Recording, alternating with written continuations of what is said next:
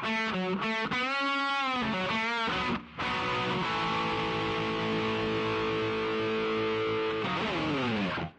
to the OFX podcast. I'm Dave Claxton, and along with me, not as always, but as a backup Bethany, is Katie, not Catherine.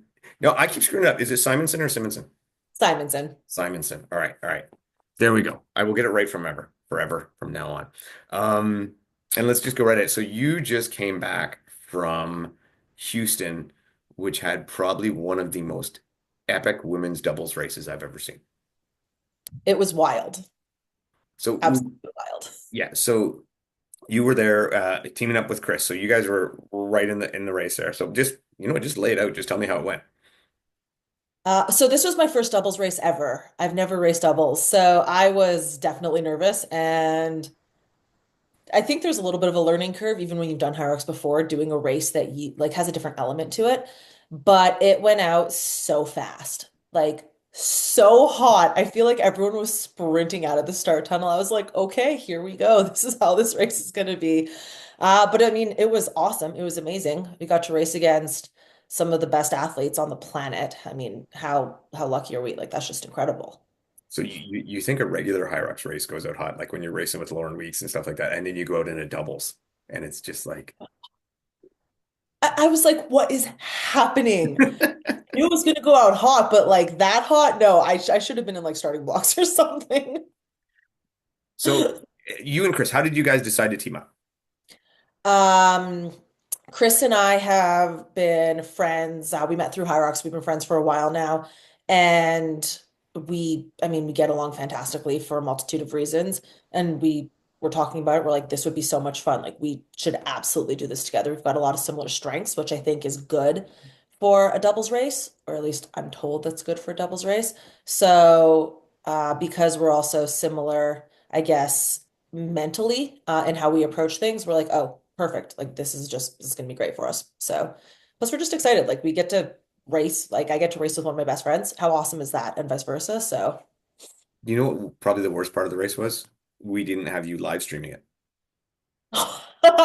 You do the best live. Like I joke about it. Like I mean, obviously Hyrox's regular live streams are great, but before Hyrox started doing that was so many of us were doing like one man, one woman operations with our phone out there, just doing what we could. And every time you do it, there are very few people who actually like commentate while they're doing it and make me laugh. And you make me laugh every time. Like hopping fences, throwing on judging shirts, getting kicked out of areas. Like that's commitment to the craft, baby. mean, I don't half-ass anything, that's for sure. Figure if I'm gonna do it, I'm going all in, give the audience what they want. But yeah, I think I need to like pull back ever so slightly because I don't think Hyrox appreciates some of my antics, which I understand, and all apologies to Hyrox for hopping fences and whatnot. But yeah, it's also so much fun. I'm happy to live stream anytime if that's what y'all want. All right, so you're on the starting line, you're getting ready to go, and some people have talked about this. What was it like on the starting line with Tia? Like, is there that kind of aura? Is there that like, oh my God, that's Tia Toomey? Were you a little bit fangirl starstruck? Because you have a CrossFit background as well. Or Do. were you like, or you were like, this is maybe something I can actually beat her at? Uh, so obviously she's incredible. Like Oh, she's just amazing. But no, I honestly like wasn't thinking about it at all. I know, which I mean that might sound crazy. Maybe I should have been thinking no, I about don't it, think so at all. I think it's a good way. but I was like, Chris and I are here to race. I was nervous about racing doubles because obviously you want to be a good teammate for your partner. And like that was it. And I was like, I know the competition's amazing, so it's so cool to be on the start line with these athletes.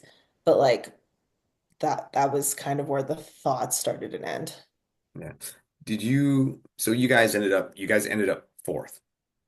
Yes. Is it a, and I mean, I don't know how to ever, I don't know to put this politely. Is it a bitter pill to swallow knowing that you weren't able to race the girls that actually came from a wave behind you to pass you when they probably should have been in that first wave with you?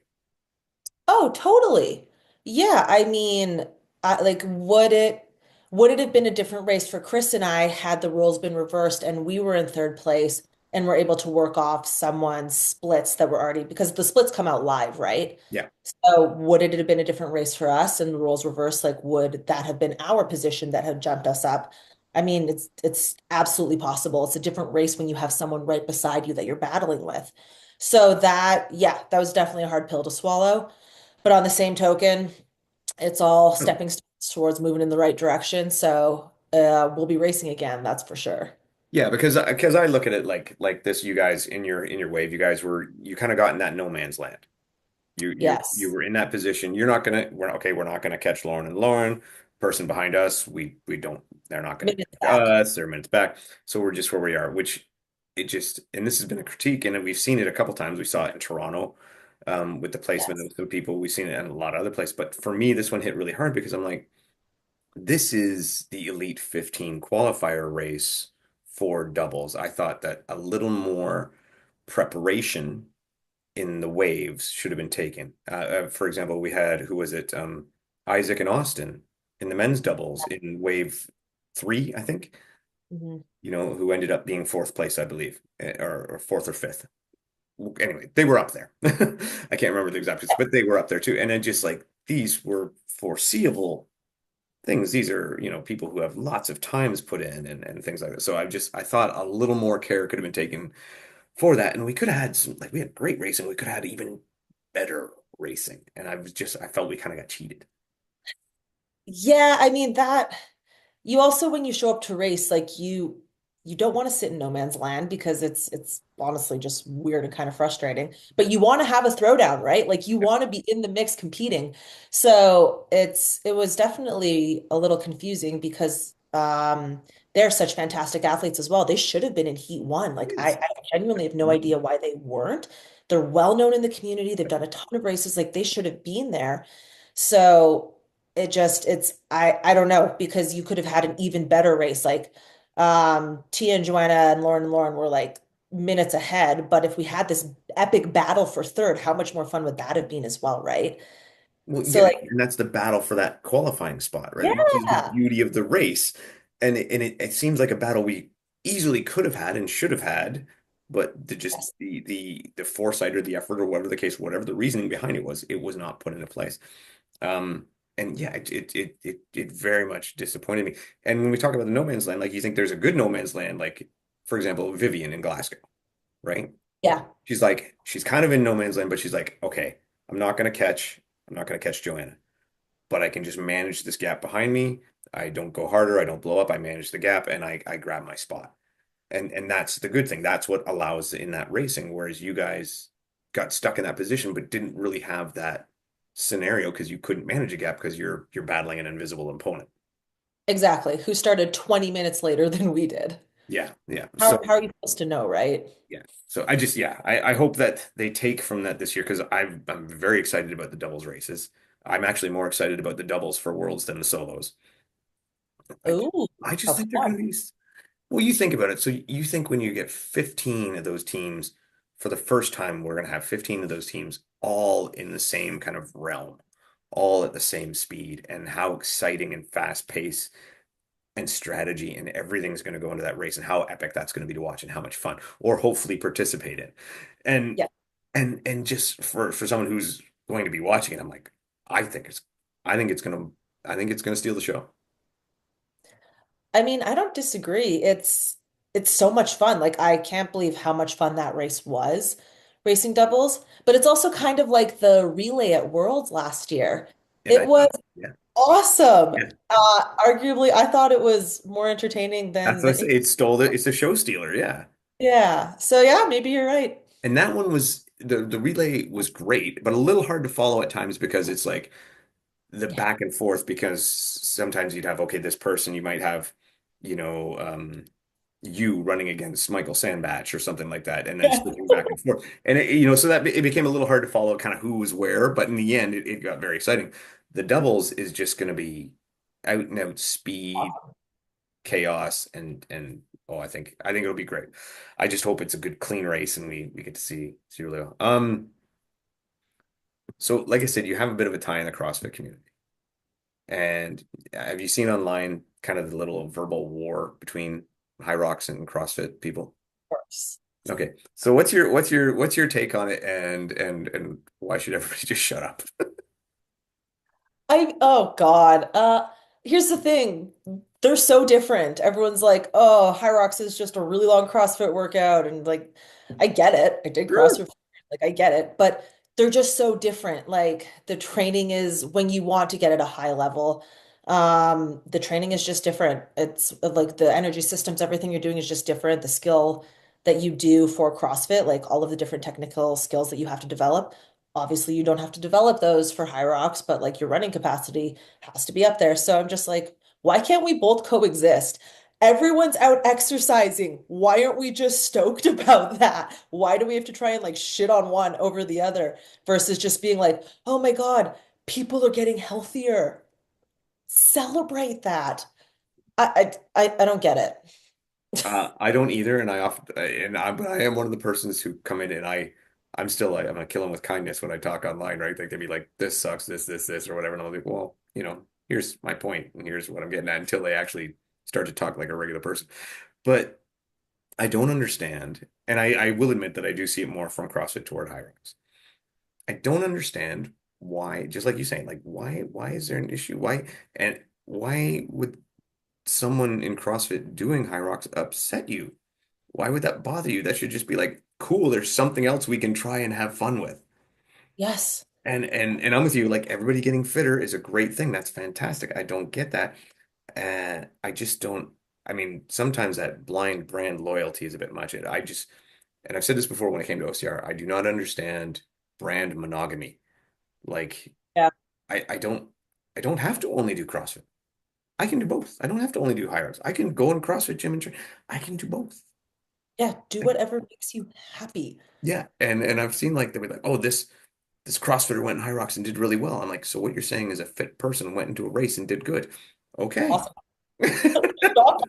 This is They're surprising. fit and Like athletic and they did I well at it, like mind blowing. so it's very interesting to me to see how like sometimes hostile people get. I've seen some people giving Tia flack for it, and I'm just like, oh come on. Like just race, just have fun.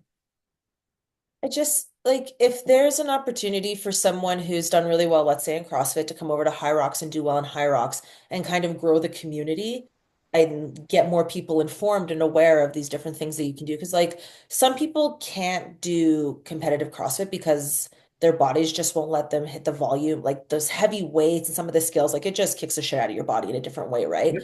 But they can be like, oh, Hyrox, cool. I'm learning about that. And it's not like at the high level, it's very demanding physically, but it's not the same type of training like skill wise. Like you're No. not going to blow out your shoulders the way you would doing heavy snatches. So it's like, why can't we have kind of this amalgamation that's just helping everyone just grow and develop into something that's better than nothing? Yeah. Like anything is better than people just chilling at home doing nothing. Yeah, I think for me, obviously as a race, High Rocks is more sustainable as you get older.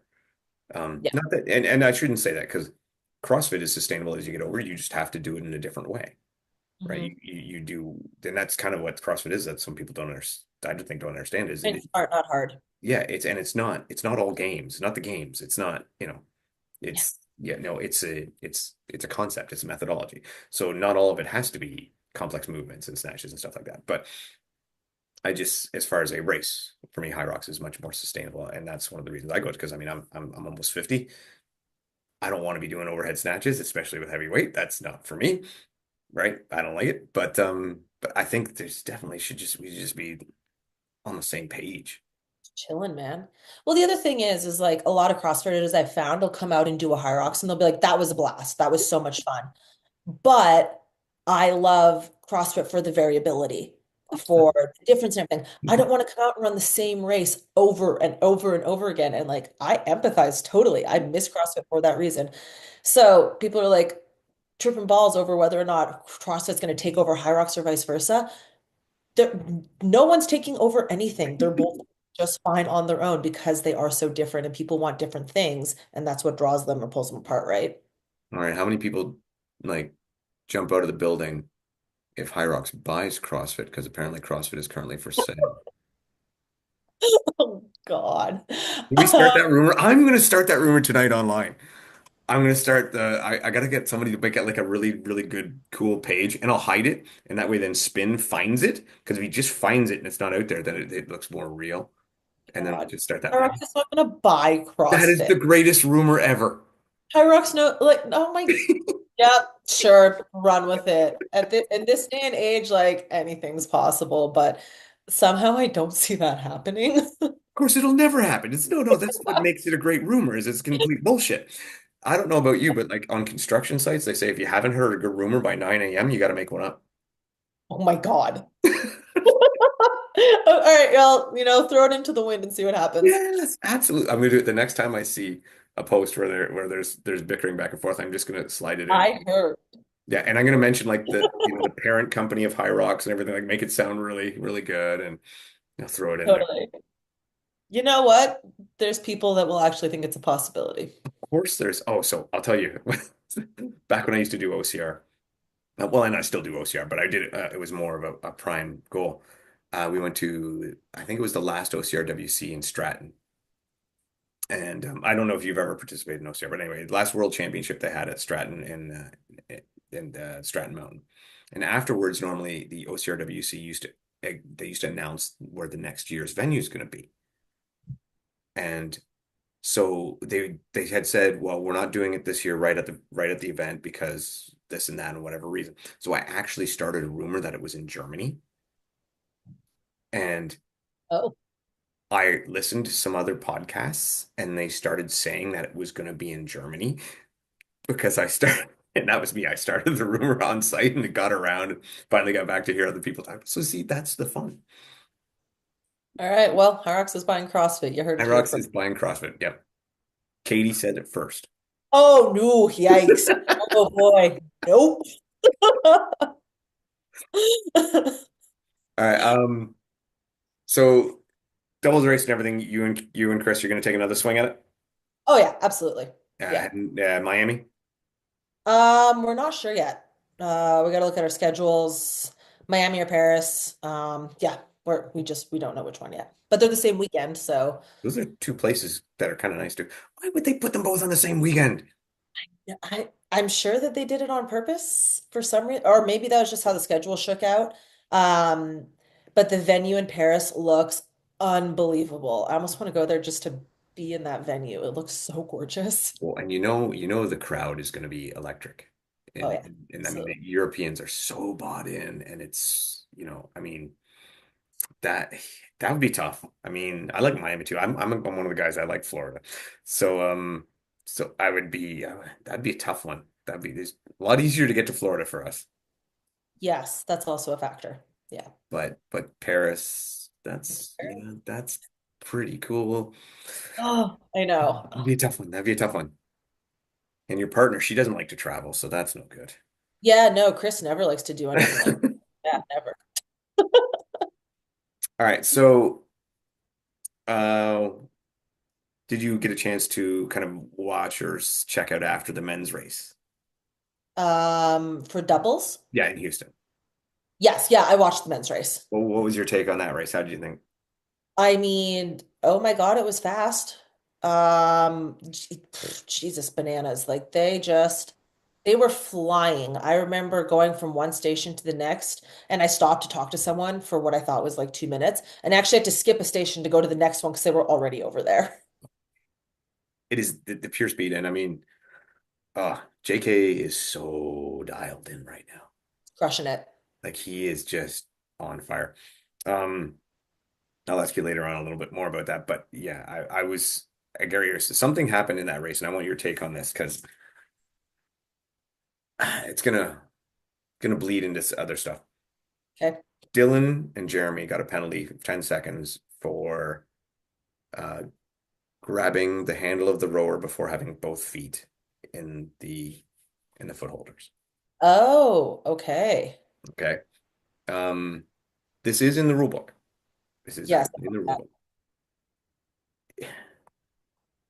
The problem I have with this, and I'll tell straight out, I'm not calling anyone out. I'm not going to put it out there, but I probably saw just on the small streams of individual, four other people in the far end of the elite race doing the same thing and not getting nicked with it.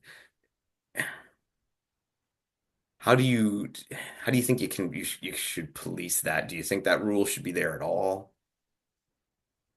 I don't think that should be there at all. I If mean, you're, thinking back in your head, do you think, did I do that? I'm not even coordinated enough to figure out how to like pull and shoot like that if you can do that and start pulling on the rower while getting like all the power to you. I just if that's happening, if there's that many people that it's happening to, I mean, I guess you give up penalties to everyone. Sure, like if you want the rule to be a rule, okay. But it seems unnecessary. Like, is there really such a significant advantage to starting to pull while getting your shoes in? You're not going to get a good pull because you can't actually push back. So does it matter? So my thought process, and I haven't ever got a response from Hyrox onto the why this rule is in there, but I do have a theory as to why it's in there.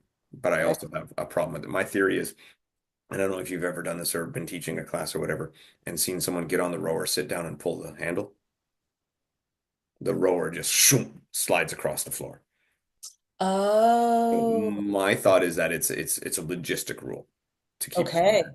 Now, probably the biggest problem I have with it, and this is where I saw even more, is one, Dylan did grab the handle. He never started to pull. He just grabbed the handle, lifted it, and got his shoes in, and then started to pull afterwards. But the rules does state don't grab the handle. So Okay. the penalty he got was legit by the rules.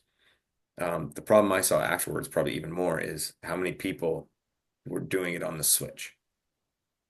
So, like for example, Chris is on the rower, and then you Yeah. guys switch, and how many people would grab the handle from their partner and then get seated and put their feet in, which again is against that same rule. And I mean, you could have called that penalty time and time and time and time again throughout Yeah. all the majors. So anyway, it was just one that I didn't know if I think some of the elites are probably not aware that that penalty even exists, and I thought it was just it's one of those ones that gets in my mind about something that either needs to go away or be strictly enforced for everybody. Yeah, I mean that's how it has to be. It either needs to be for everybody across the board or not at all. But I feel like if it was a logistical thing, because of the floor and that you're on carpet to like actually move the rower physically, you generally need to be on like kind of a smooth surface. So Yeah. I don't think that would really happen on the carpet. Like you'd have to yank. I don't know how you do that, but yeah, maybe Yeah. that really could be it. It's just the only reason I can think of to have that rule. Because otherwise, I'm with you. I'm like, who cares? One if they start pulling their feet are in, who cares? Whatever. Let them do their thing. Yeah. Right? It's not a great advantage, and even if it is a great advantage, Less big deal. efficient. And even if it is of great advantage, big deal. Everybody's got the same advantage. Exactly. So, anyway, hopefully that's something that gets straightened out. Do you want to talk about Glasgow quickly? Sure. All right. Do you want to start with the women? What was your take on the women's race?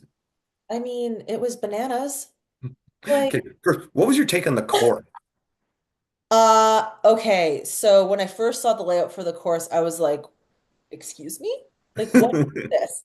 Um, what I didn't realize in initially looking at the course map was that there was no rock zone. Like Yeah. you finish your station, take two steps, and you're running again, which sounds amazing, especially because I always get lost in the rock zone.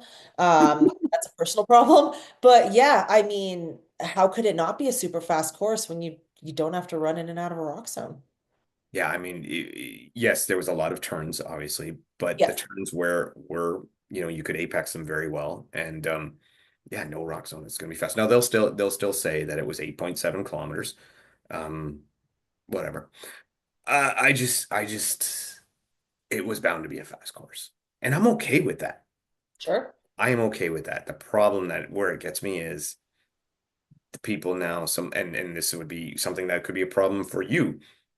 Some of the women that were in that race that you would maybe be fighting for the top 15 spots now have an incredibly fast time because it was a very, very fast course, and it makes getting two times now even more difficult. Yes. You know what I mean? Yeah, I think a lot of people have that in the back of their head. Yeah, but it's in the front of mine. Or the front of their head. Yeah. Yeah. Yeah, Yeah. that's got to be very frustrating. I mean, I think that the system this year for qualifying was better than it has been in the past, so that's great. But like you look at Amsterdam, which was a short course somehow, and they had to actually add time. Like those times were super fast. So Well, now, yeah, because they had they didn't map out the grid. yeah, Yeah. So you've got super fast times there, and then you've got super fast times in Glasgow. And like that's kind of the, I guess, issue is because all the courses are different, and because like even if you race one location 1 year and then race it again next year, it doesn't mean that it's going to be a fast or slow course again because you could be in a different room, right? Where the layout's just different. So it could be go from a fast course to a slow course. So there's almost kind of a rolling of the dice and hoping that you just get a good course that you can pop a quick time on. You need a good course and to feel great that day and have a good race and hope that they like line up, right? Yeah, and that's what when they announced that they were going to this system, um, for the two times, right? Instead of just one time being getting you and you needed a two-time average. Yeah. And I said at the time that it was an improvement Mhm. and at the same time a giant step in the wrong direction Oh, wow. because Okay. I felt it should be as your doubles race was in Houston. Qualifiers for Worlds for the majors, I believe, should be an open entry, just like the doubles were that you had. There's no worrying about this.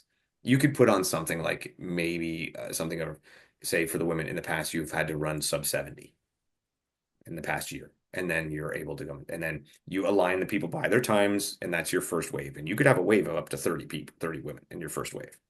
And chances are you're going to be able to pick the top three out of this if you get 30 people, right? But if someone comes from a back wave, wow, that's a hell of a Cinderella story. So I think that's how the majors for the solos should be just like the ones they have for the doubles. And I think you'll see with the doubles like we didn't have any controversy going in who should be there, who shouldn't be there, who got left out, who didn't, and we're never going to have that if they do it that way. So that's why I thought by doing it with the two races, it'll make a small improvement and take it further away from where it actually would work perfectly in my mind. I mean, yeah, I agree. Because now it's going to be that much harder for people to get in. And especially when you have people, for like whatever reasons, are dropping out days before, even right before a race. Now the people that could have got in and raced, who like are dying for that chance to be in that race and hopefully qualify, are losing their opportunity. So if you have, let's say, five majors, Mhm. top qualify every race, and if you've already qualified, then it's a roll down. And anybody who, let's say on the women's side, has run under, sure, a 70, or if you want to be more competitive, a 67 or Yep, yep. something, you're allowed to enter, like full stop. And it's a clear course. So it's just going to, there's not going to be like men's open running right beside you. It's going to be a clear course, just y'all. And yeah, have two or three heats, depending on however many people want to run. And then if people drop out before or after whatever it is, then there's no controversy because everyone who wanted to be in the race could be in the race and had that shot. And I just like it's become so competitive and everyone's times are so close to each other that having it structured the way it is. I mean, at what point are people going to get frustrated when they're like, I'm on the cusp, but I keep not getting in and I'm spending thousands of dollars trying to get into this race? Yep. Like it's going to become frustrating at some point. Well, and think about it too, what you just said with people dropping out and stuff, because it has become, I don't want to say that people are doing this on purpose, but in my mind, and if I'm that sneaky person and I'm thinking about it, if I qualify for the Elite 15, let's just say I'm another woman in the Elite 15, I qualify for the Elite 15, but I'm not at my best. I know I'm not going to do well in this race. I'm not Mhm. ready. Maybe I'm sick, maybe I'm injured, whatever the case. I'm going to take that spot anyway because notoriously they're fast courses, and I know that you're only 30 seconds behind me on average. So I don't want you on a fast course. So I'm going to take that spot so you don't get that chance to bump me out. It's very possible that's a strategy. Yeah. Yeah, I And mean, I'm I just haven't thought about it, but it certainly is yeah, possible. and I don't want that to be a strategy. I don't want that to be. So that's why I still I've people have thrown around all these different ideas and these technical ways to make it, and they should just make it open. And it's simple and it's easy and it's fair. And they did it with the doubles, and it's going to work great. Yeah, Just have put your five everybody together. races. Yes. And every like and it just then people can actually structure their season. Like getting a call 3 days before, be like, hey, can you fly across the world to have the best race No. of your life? Man, that's tough. That's just obviously even if you do it, that's just a really difficult circumstance to be in. Yeah, yeah. Like how many times have we seen Colin Stiefer now be that guy that jumps in the last No. minute? And like literally, we were calling him Call In Stiefer because he's that Yeah, last minute right. call in. But and he's done great. He's done fantastic. But just think how much better it would have been if he could have prepped and been ready and peaked and got Yeah, ready. So yeah, that's the other part of it is you guys can tailor your seasons better. You can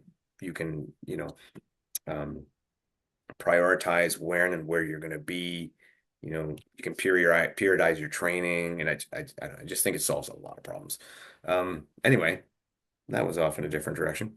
Um, Back to those, and one more thing we'll go back. The one more thing I did want to say about the course though is for viewing was so good. yes. Oh my It's gosh, so much yes. fun to watch, and that we could saw more of the running because it was a tighter area. Yeah. Um, why not build this course at every major? I mean, if you change the qualification system, then yeah, Yeah, have at her. yeah, You build it exactly. at every major, then you have to be in a major to run a fast time, and that's just gonna Yes, be more yes, yeah, frustrating. But yeah. Or the other thing you could do for that is not have major times count towards your yeah, average. But yeah. I mean, also another option. yeah, and there's another problem with that too, which is obviously then What if that you only race majors? exactly people like Lauren and Meg and whoever who are up at the top now they have to go race two other races and Exactly. add that to their account. So yeah. So again, it goes back to the first idea was the right one. But amazing race. Lauren and Joanna going at it head to head. So fun to watch. Yeah. Do you think Joanna's got it in her to make Worlds a three-horse race? A three-horse race, you mean Lauren, Joanna, Meg, and Lauren, Meg? Joanna, and Meg. Yeah, absolutely. Yeah. Clearly, yes. Oh my gosh, yes. 100%. I think I'm excited because I think so as well. And I think that she's so young. Yeah. The ceiling is so high. And I think from watching the men's race, and I hate that it kind of is going this way, I think she's got the right build.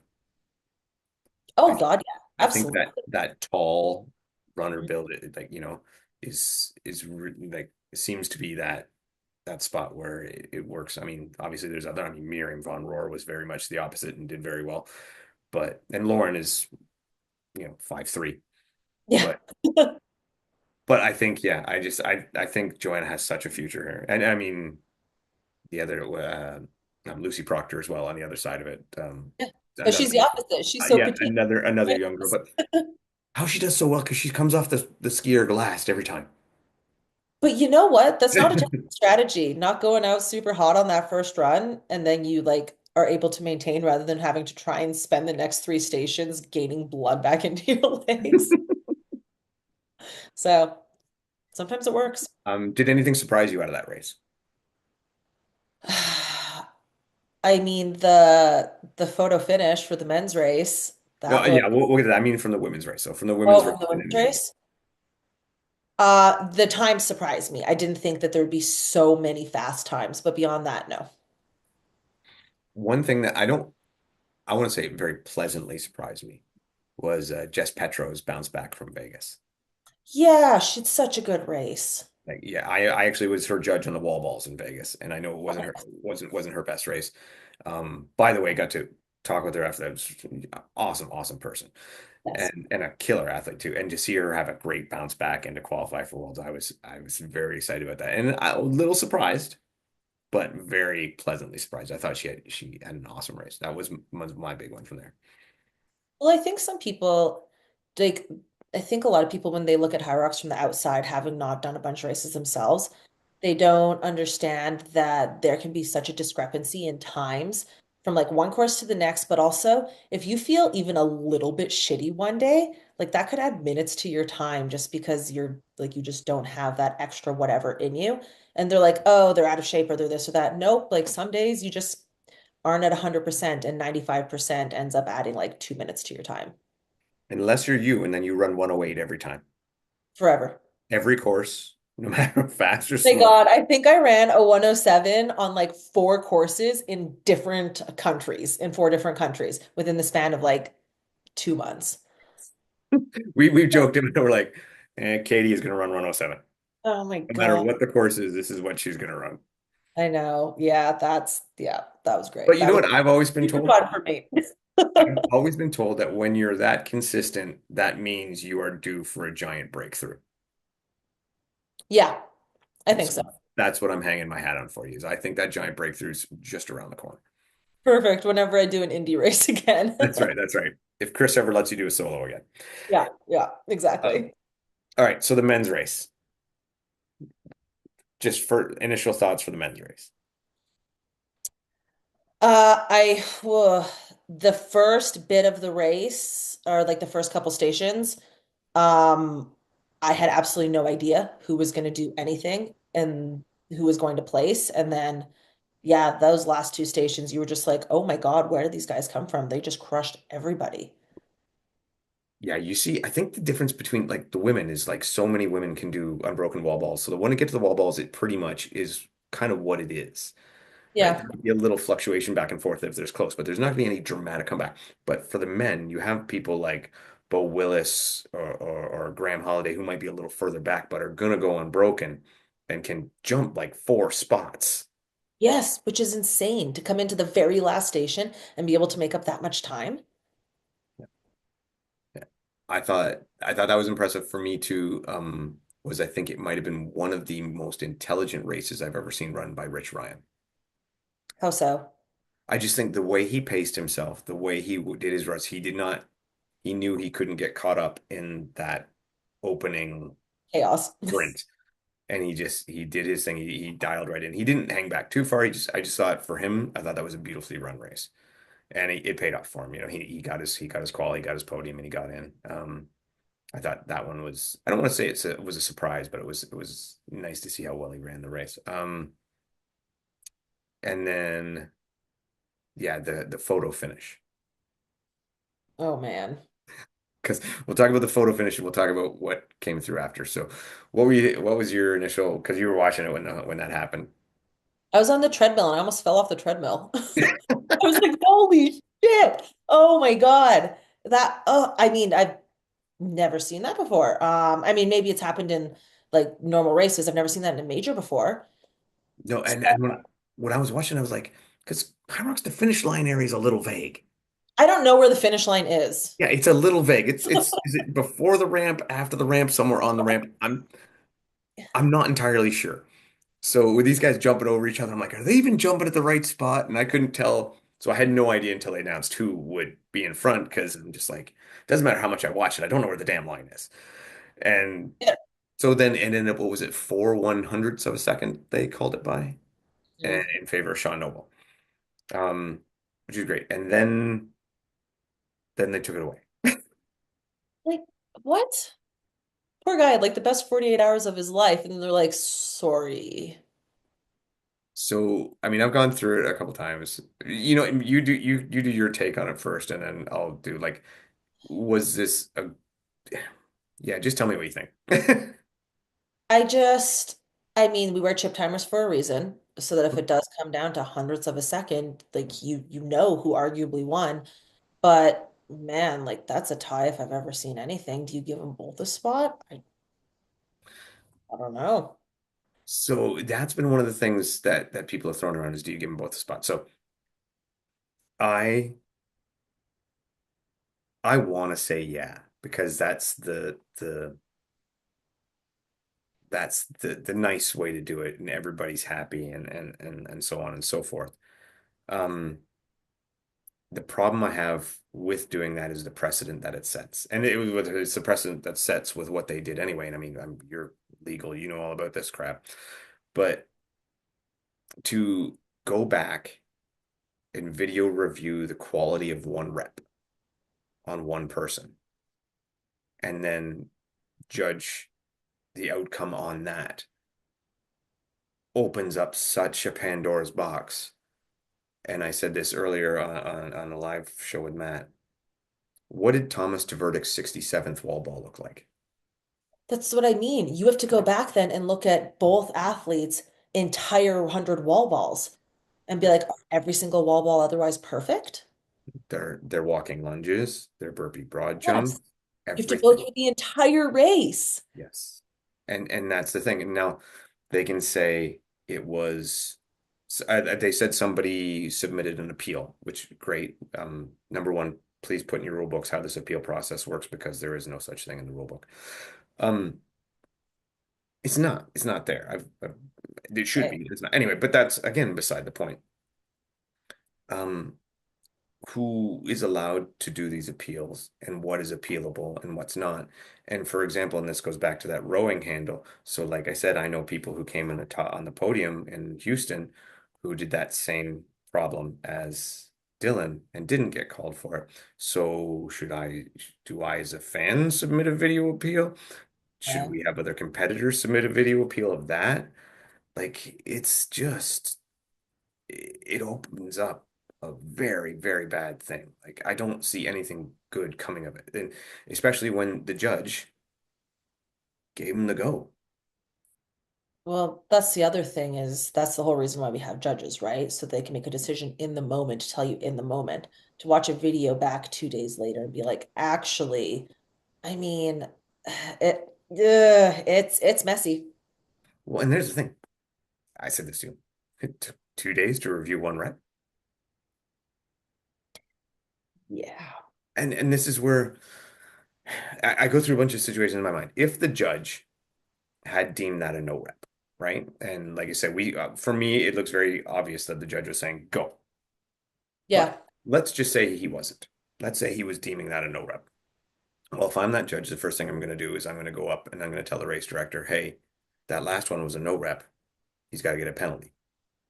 And that's Yeah. it there. It happens right there. This is a 30-second conversation. And then while they're debating the time, they're like, oh, well, we got to give him a 10-second penalty. Well, actually, it should have been five because that's what they had a standard as precedence before was a 5-second penalty for a bad rep on a wall ball. And now it's a 10 for I don't know why.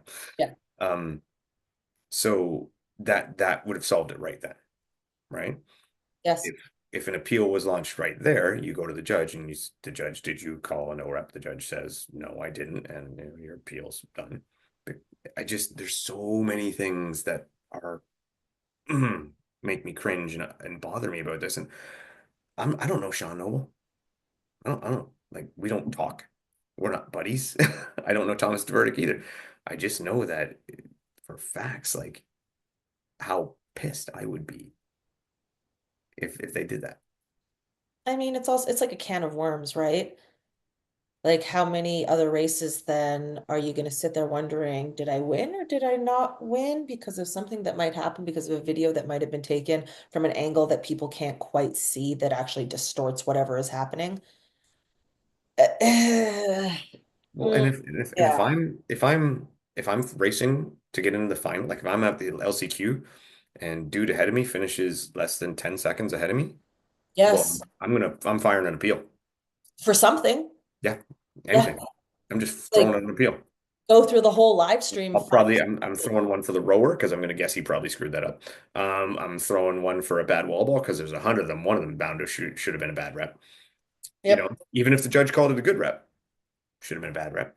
And then are we supposed to rely on the screens that stop half the time that Yes, that are have inconsistent. proven completely inconsistent that in the pre-race briefing they tell us ignore the screen, listen to your judge. Yeah. I mean, that's the thing is like if you finish a race within seconds of someone and that is a qualifying spot, do you then go back and watch the live stream of the entire race and try and find something that could put you in that position? Can of worms, man. Sadly, yeah. And anyway, and then the other side that does look bad is I think they've used video review twice and it's been on the same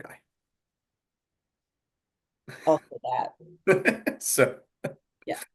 see, you can have fun in court with that one. I mean, I can have fun in court with a lot of things. Awesome. Anyway, so I mean, yeah, any other thing about that you think like Uh, uh, I think that there just needs to be better understanding and structure of how these situations, should they come up, would be navigated beforehand so that everyone has a clear understanding should they happen rather than have it become like this 2 day kind of messy, hmm. convoluted situation. Yeah, I am a firm believer that, aside from a certain few things that could be video reviewed later or like example steroid tests and stuff like that, that once you've done the podium and announced it official, that that's it. You shouldn't go back and change outcomes Well, I too. mean, look at football, right? As soon as the next play starts, like you're not going back reviewing the play 3 plays before to try and figure out who gets the first down. Like, Yeah. A ref's missed call is part of the game. yes, unfortunately. And sadly, I watched Sean Noble's last wall ball. It looked good to me. Also that. Yeah, it looked fine to me, but I was not there. No, So, neither was I. Neither was I. And we're dealing with camera angles and they can be tricky. But I did think I would just say that if his 100th one wasn't good, neither was his 99th because they looked very similar. Anyway, well, it is what yeah. it is. I feel gutted for Sean. And I actually feel gutted for Thomas because now he's going to Worlds and he's a great athlete and a great guy. And now there's this like kind of little bit of asterisk around about it. And it sucks for him too. So nobody wins. Nobody's good in this situation. Nobody's They both happy. had spectacular races. Yeah, yeah, yeah. So I feel bad for both of them. I just hope that I hope Sean heals up because I know his ankle's still bad, and I hope he gets to qualify in the LCQ. Yes. I All right. Anything else you want to dive into on Hyrox there? feel like that was a pretty good Hyrox recap. I think we did. I think we hit it pretty good. Yeah. And yeah, yeah. I was anyway. A lot's going on. A lot's going on. What's your next race? It'll be a doubles race It'll be a double somewhere. race somewhere. Paris or Miami. Yep. Awesome. All right. Well, thank you very much. I appreciate you coming in, filling in for Beth. And we would love to have you back anytime. And please, if you're doing doubles race, live stream the men's. Live stream the men's doubles race. Yeah, when you're down there, live stream the men's. Okay. Okay. I can do that. Sure. Yeah. Sure. No problem. Tell you, my wife, she wants more Katie live streams. That's what we're after. Okay. I can commit to live streaming the men's race whenever or Well, wherever well, it is that I am.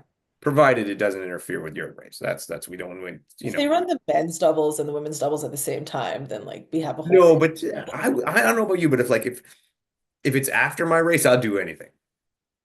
But Oh, yeah. if it's Well, before, I kind of got I'm like, I want to less time on feet and just do my thing and make sure I've ate what I need to eat. And, you oh know, yeah, if the men are before us, then it's definitely not happening. But fortunately, they usually go ladies first with respect to that. So I think we'll be okay.